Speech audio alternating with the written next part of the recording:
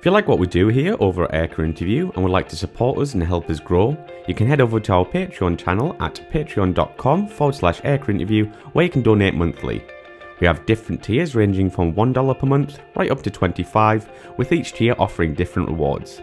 All the monthly donations greatly help us to continue creating these video and audio interviews, so please take a look and I thank you in advance. Enjoy.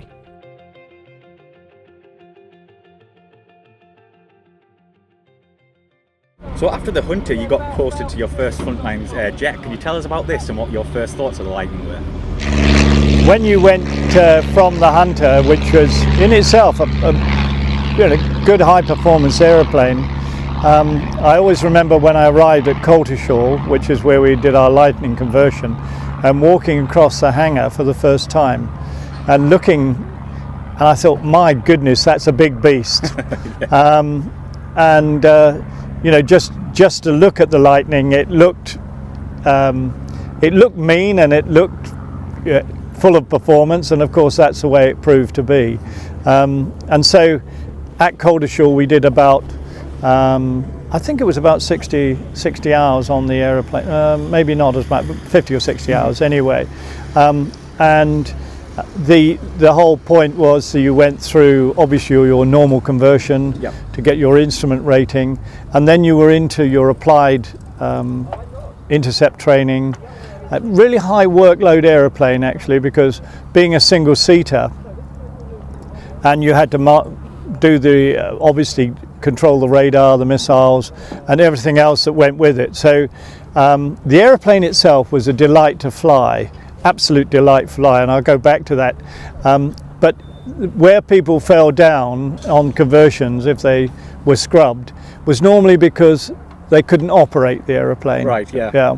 Now, my first flight, your very first flight in the Lightning, was what we called an instructor's benefit. You just sat in the aeroplane with an instructor and got airborne, and it was a good day for him because he could just show us what it was all about. And I think, I didn't know whether it was to impress us or intimidate us, but I always remember my instructor was a chap called Flight Lieutenant Jimmy Jewell, who subsequently was a very well known here at Duxford, flying the B-17. Oh, wow.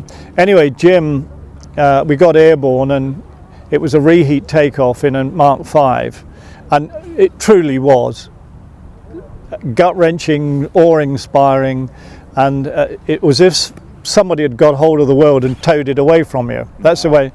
And as we were going up at an incredible angle of climb and speed, he looked across at me as we were sort of almost lying on our backs going airborne, and rather laconically he said, "There you are, young man," he said. "The only reason we've got wings on this airplane is to keep the nav lights apart." What a brilliant quote. So we went through the training there. I mean, the thing about the Lightning was it was always, it never had a great deal of fuel. No. You know, compared, you had two massive engines, and you really had to be on your mettle to get in all that you needed in that sortie, and you're always looking at the fuel gauges. Yeah. It's seriously, I mean, if a combat sortie in the shorter range airplanes could be 15-20 minutes or something like that, but we generally eked about half an hour out of them. Later on I went on to the longer range, but anyway, I finished at Coltishall. I was posted to Treble 1 Squadron at RAF Wattisham, it was just the best thing for a young man in this wonderful aeroplane, a good aeroplane to earn your spurs on, I think is the best way. You really had to be on your mettle, but it was so wonderful to fly. Beautifully handling machine. A lot of people used to say, "Oh yes, and landing was a controlled crash." Nothing could be further from the truth. You could really finesse the Lightning on to the ground. In a crosswind, you could wear out not because of ineptness on the behalf of the pilot, I quickly add, but in a crosswind, the tires were such high pressure things, you could use get rid of a pair of tyres in one landing. Wow. In a crosswind. But normally they didn't last that long. We obviously had a brake parachute because for obvious reason, you're coming around finals at about 170, coming across the hedge at around about 150 knots. So you're fair moving, Well, yeah. that's for sure. But the airplane was eminently flyable, and as I say, very demanding, particularly at low level. And very sadly, we did, the lightning force did in what was a highly demanding environment. Anyway, that was my first tour, and I got selected from there to go back to Coltishall to become a weapons instructor. That was another high intensity program up at Coltishall, where you not only did it, but you taught other people how to do it, which is always a good lesson for anybody becoming an instructor. Yeah. And I finished that. I had a little bit of a tragedy in my life at that time. I lost my first wife. Oh, sorry. But the Royal Air Force were great. Although I had been returned on Treble 1, they decided to send me to Cyprus to 56 Squadron. Oh, yes. Which I thought was magnificent as human relations, and the Royal Air Force were very good at that time, and they sent me to Cyprus as one of the weapons instructors on 56 Squadron, which were flying the Mark 6, increased fuel, big ventral tank compared to the Mark 3, which I'd been flying on Treble 1 Squadron. And not only did it have the same missiles, but it also had two 30mm cannons. Yeah. Actually, in the ventral fuel tank, I think only the Brits can put two guns in a fuel tank, but Sounds about right. it worked okay. Yeah. And I had 18 wonderful months in Cyprus, and during that period, of course, we had the Turkish invasion. Yes. Yeah.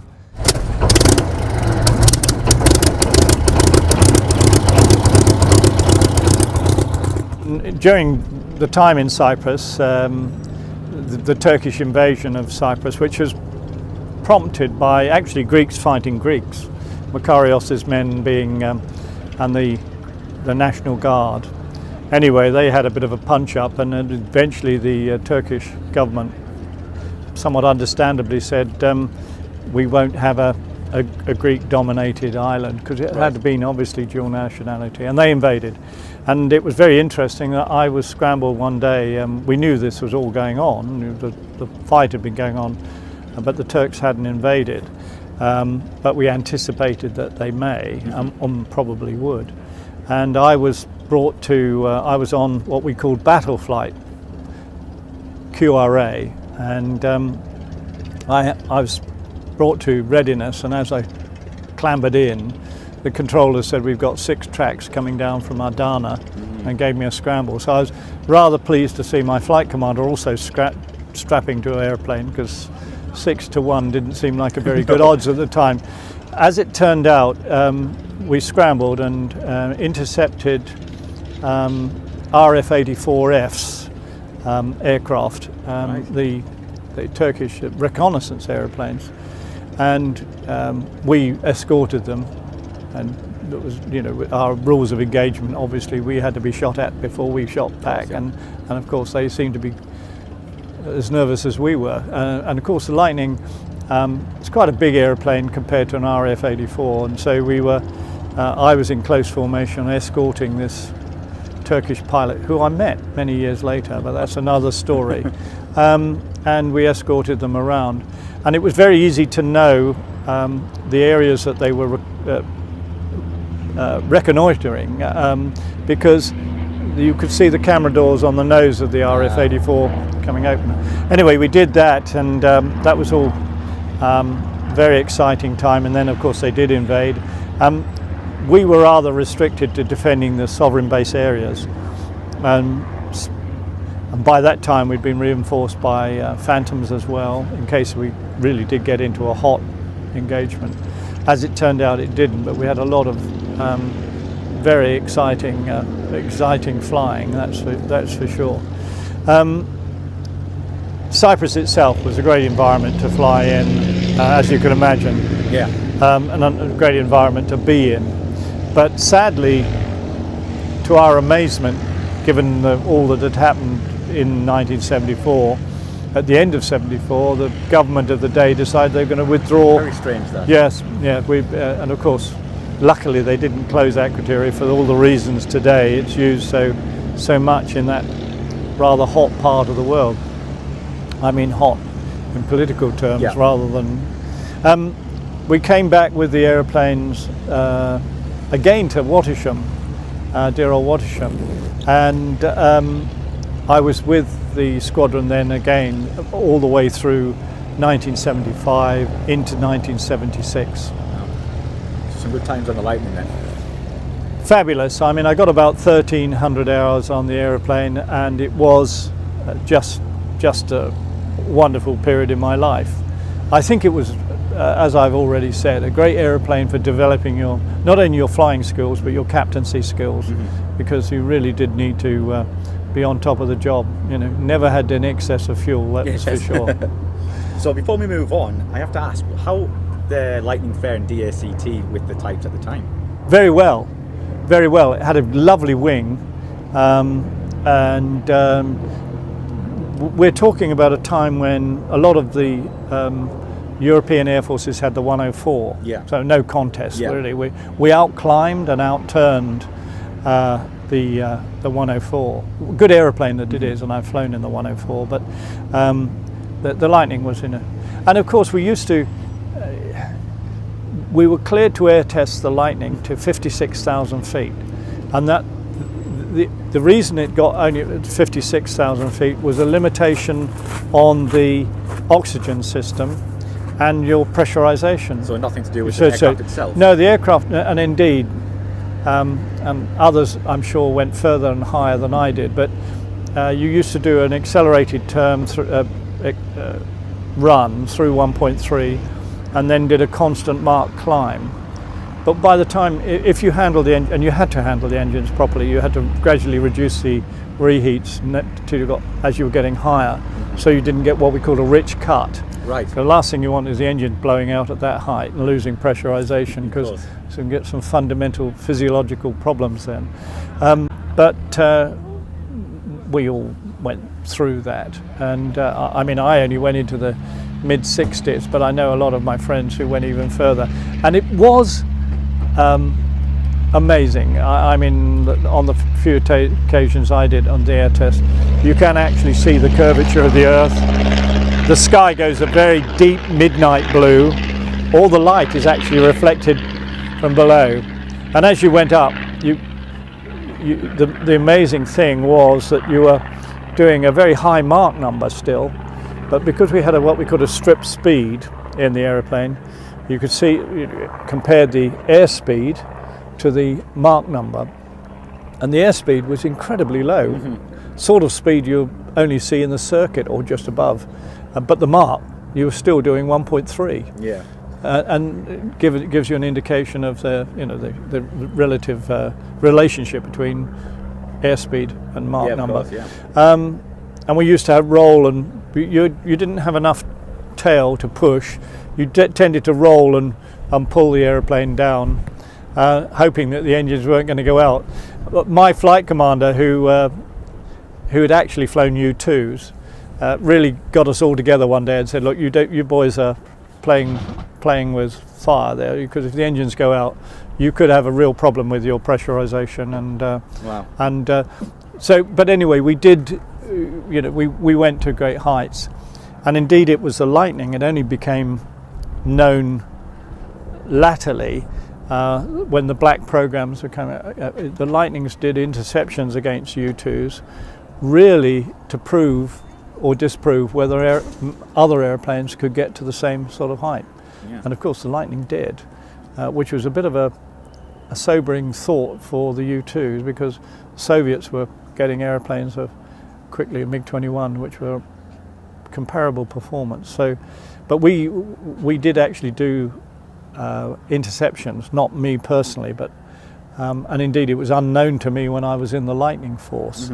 But latterly, it became known that we'd done interceptions just to prove or disprove, and it proved that the lightning could get to those. We were pretty much ballistic as we went past. I wouldn't say that you could fly like the U-2. Anyway, that was the end of my 76, brought an end to my my flying in the lightning after about 1,300 hours. Mm-hmm.